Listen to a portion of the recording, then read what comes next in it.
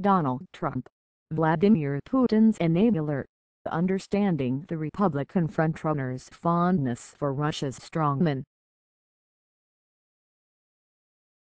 It's too easy to imagine the horror with which statesmen like Abraham Lincoln or Ronald Reagan would view Donald Trump's rampage through the GOP. I'd like to hear instead from the late Senator Joseph McCarthy, the founding father of the Red Scare in the 1950s, or from his fellow Redbaiter Richard Nixon.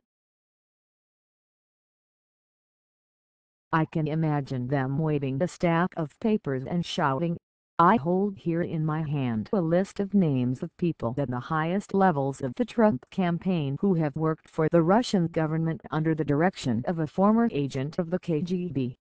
This charge would be entirely accurate, although it's always been dubious that there is anything former at all about Vladimir Putin's KGB status. It's well established that Trump's campaign manager, Paul Manafort, and two of Trump's top advisors, Carter Page and Michael Flynn, have ties to Russia and the Kremlin. Manafort worked for years as the chief political fixer for Viktor Yanukovych, Putin's puppet ruler of Ukraine.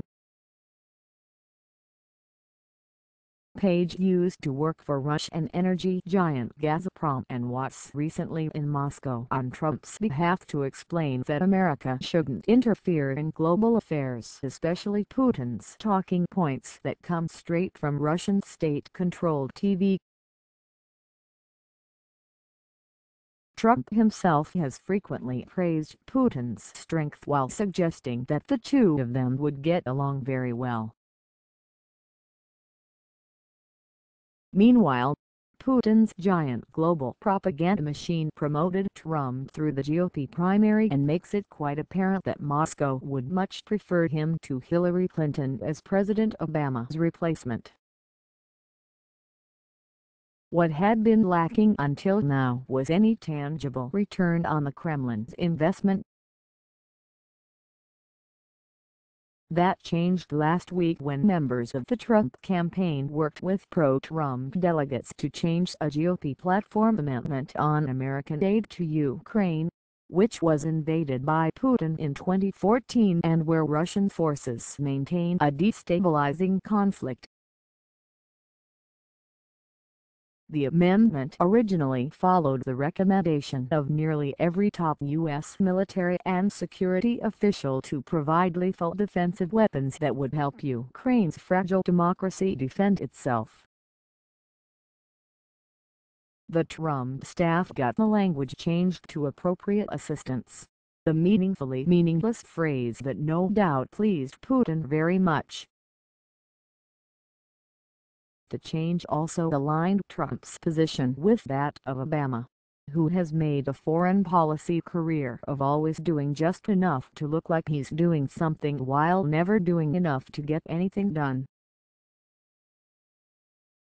Obama's tepid response to the invasion of Ukraine and to Russia's genocidal campaign in Syria hasn't deterred Putin.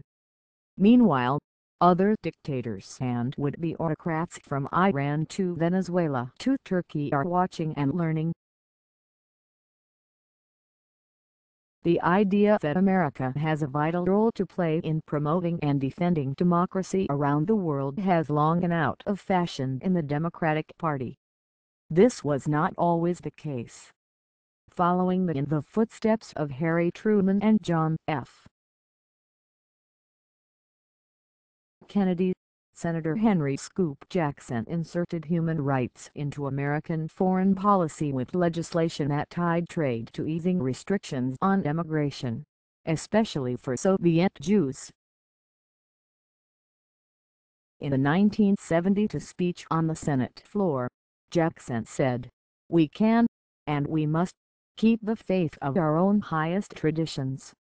We must not now, as we once did, acquiesce to tyranny while there are those, at greater risk than ourselves, who dare to resist." Reagan fulfilled Jackson's sentiment, to the great jubilation of myself and hundreds of millions of others behind the Iron Curtain. Reagan's strong moral stance also coincided with the rise of hyperpartisanship in Washington, D.C. Meaning anything the Republican president was for, the Democrats were against, and vice versa, turning global human rights and democracy into just another political talking point.